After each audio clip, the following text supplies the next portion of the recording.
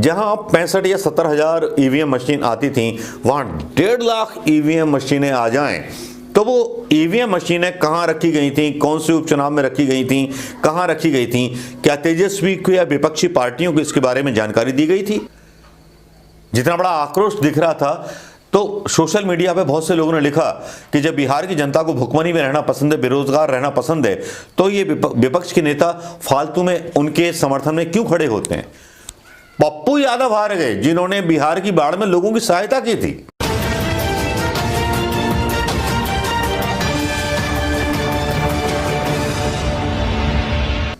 दोस्तों नमस्कार, मैं मनोज कुमार शर्मा। नमस्कार, सलाम वालेकुम और शाम की राम राम। और मतलब सारा कुछ है भैया, ये मत बोल देना यार, जय हिंद बोल देता हूँ, बस सीधी सी बात है। क्योंकि अब जय हिंदी बोला करूँगा, क्योंकि सलाम वालेकुम, नमस्ते और जय श्री राम में क्या रखा है तो हिंदुस्तान के मुल्क में रखा है। देखते हैं किसकी सदा जागती है हिंदुस्तान की आज़ादी के लिए, देखते हैं कौन देता है बलिदान अपना आज़ादी के लिए, उस आज़ादी के लिए जिस आज़ादी के लिए तरस रहा है हिंदुस्तान।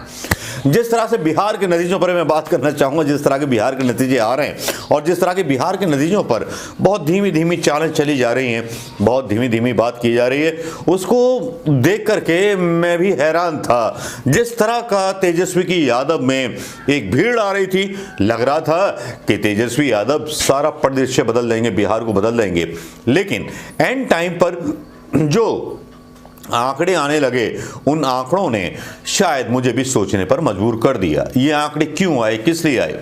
हालांकि मैंने अपने पहले वीडियो में आपको बताया था कि नीतीश कुमार को मिटाने की सियासत भारतीय जनता पार्टी ने शुरू की थी, चिराग पासवान को उन्होंने खड़ा किया था। आज सारी सीटों पर अंतर देख लीजिए, जहां चिराग पासवान ने खड़े किए उम्मीदवार, वहां नीतीश कुमार को नुकसान पहुंचाया। बड़ी जल्दी से नुकसान पहुंचाने के बाद एक बड़ी जल्दी से खबर आ जाती है, अमित शाह बात करते हैं नीतीश कुमार से कि पता नहीं क्या बात करते हैं, जो भी बात की होगी शायद उनको डर होगा कहीं नीतीश भाजपा छोड़ करके तेजस्वी को सपोर्ट ना कर दें, क्योंकि जितनी छिछालेदारी नीतीश कुमार की भारतीय जनता पार्टी ने अपने गठबंधन में रह के कराई, मुझे नहीं लगता कि नीतीश कुमार उनके साथ रहेंगे। एक तो ये संभावना बन रही है कि नीतीश कुमार जो भी रिजल्ट हों, नेक टू नेक हैं,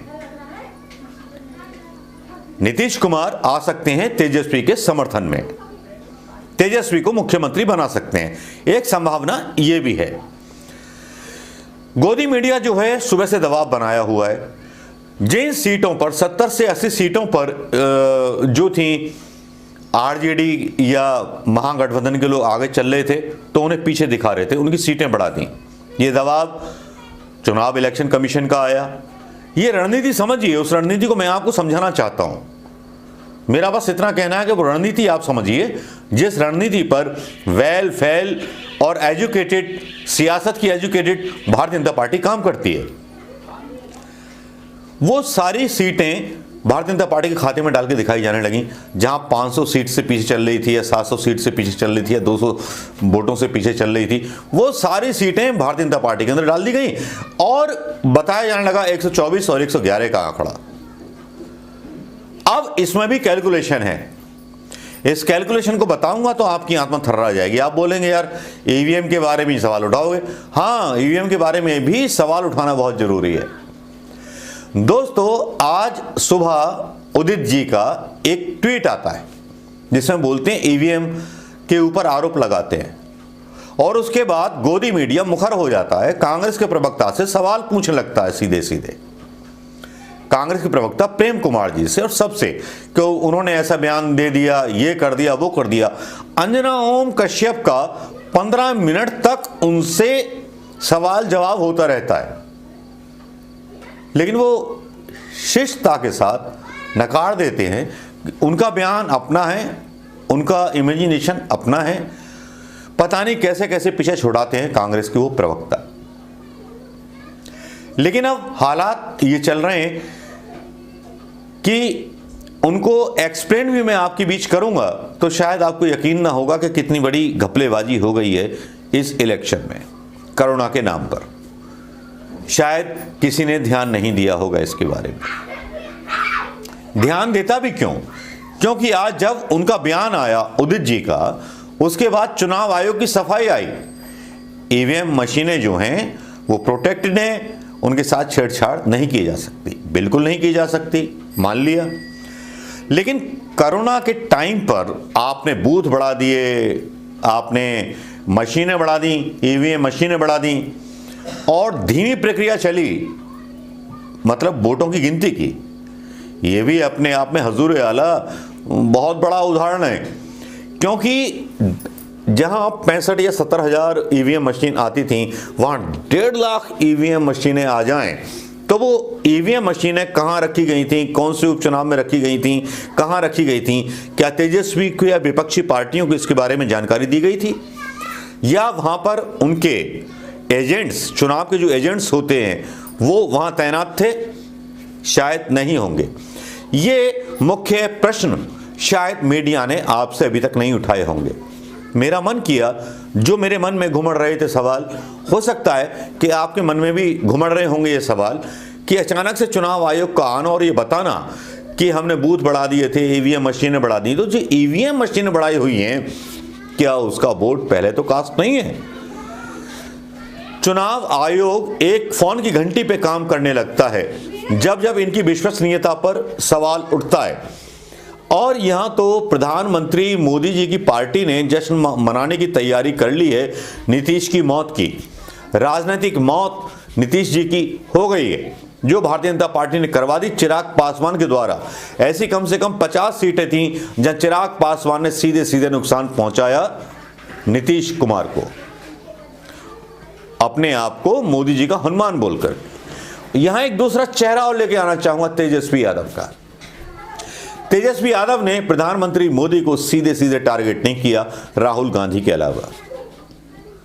ये कांग्रेस की राजनीतिक भूल हो सकती है कि उसको सारी सीटों पर अकेले लड़ना चाहिए था, नहीं लड़ना चाहिए था, ये उनके संगठन का विषय है, उसके बारे में मैं ज्यादा टिप्पणी नहीं कर सकता था।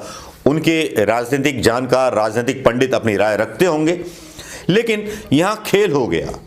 जिस खेल को समझने में सारे राजनीतिक पंडित फेल हो गए। अब आने वाले समय में क्या होगा? क्या नीतीश कुमार, जिस तरह से नीतीश कुमार के साथ धोखा हुआ, क्या मोदी को धोखा दे पाएंगे? अगर बहुमत इनका आता है, जैसे कि उम्मीद है नहीं,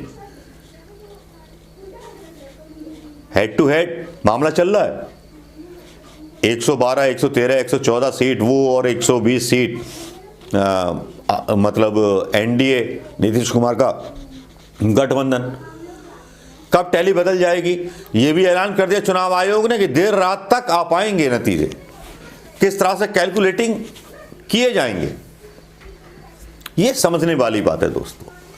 अचानक से ईवीएम मशीनों की संख्या बढ़ जाना, 1.5 लाख तो उन्होंने बोल दिया, अब 1.5 लाख गिनने कोई बैठा है क्या जिले में कि कितनी मशीनें आ रही हैं? या आरजेडी के नेता गिनने बैठे हैं कि वहां की 1.5 लाख मशीनें कहां से आ रही हैं, कौन से बूथ से आ रही हैं? यह है वो घोटाला जो हो सकता है मेरी नजरों में, जिसके ऊपर मेरी संभावना है। क्या आप मेरी बात से सहमत हैं दोस्तों? और अगर नीतीश कुमार के साथ जो हुआ है, तो क्या साथ दे सकते हैं नीतीश कुमार तेजस्वी को मुख्यमंत्री बनाने के लिए? मुझे नहीं लगता कि शायद दे पाएंगे। जितना बड़ा आक्रोश दिख रहा था, तो सोशल मीडिया पे बहुत से लोगों ने लिखा कि जब बिहार की जनता को भुखमरी में रहना पसंद है, बेरोजगार रहना पसंद है, तो ये विपक्ष के नेता फालतू में उनके समर्थन में क्यों खड़े होते हैं? पप्पू यादव हार गए, जिन्होंने बिहार की बाढ़ में लोगों की सहायता की थी। जब वो हार सकते हैं तो सच्चे लोग भी हार सकते हैं। यहां जीत सकती है तो बांटी गई साड़ी, या बांटे हुए पैसे, या बांटी हुई ताड़ी, या बांटी हुई दारू केवल बिहार में जीतती है, जिसके बदले शायद बिहार का मतदाता अपने आप को अपमानित मत महसूस करना। मतदाता, आपने ही इस देश की दिशा और अपने राज्य की दुर्दशा कराने का निर्णय लिया हुआ है। जिस तरह का आवेश, जिस तरह का गुस्सा दिखाई दिया था, वो आपकी वोटिंग में नजर नहीं आ रहा। सुबह पोस्टल बैलेट ने वोट दिए एक तरफा, आरजेडी आगे निकलती दिखाई दी। जो बाहर के रहने वाले लोग थे उन्होंने विरोध किया, और ईवीएम मशीनों में जैसी पेच फंसा ईवीएम के निशाने पर 200, 300, 400 और साथ में मैनेज कर लिया गया मीडिया को ये दिखाने के लिए कि जो मतगणना पर तैनात हैं आरजेडी के या महागठबंधन के लोग, उनका मॉरल डाउन कर दिया जाए। बड़ी खूबसूरती के साथ किया गया और शानदार तरीके से किया गया। अब देखना यह है कि क्या नीतीश गठबंधन को छोड़ेंगे या सवाल यह है ईवीएम का कितनी चतुराई से प्रयोग किया भारतीय जनता पार्टी ने, मीडिया ने, किसने हराया चुनाव बिहार का, कौन है जिम्मेदार बिहार का अगर महागठबंधन हारता है तो। यह बड़ा सवाल है दोस्तों, इस पर आप अपनी टिप्पणी कीजिएगा, जिन टिप्पणियों को सुनकर के मैं कम से कम अपनी राय बना सकूं कि हुआ क्या। रिएक्शन देना जल्दी हो जाएगा, लेकिन जो मुझे लगता है मैंने अपने दिल की बात आपसे कह दी। दोस्तों नमस्कार, जय हिंद दोस्तों।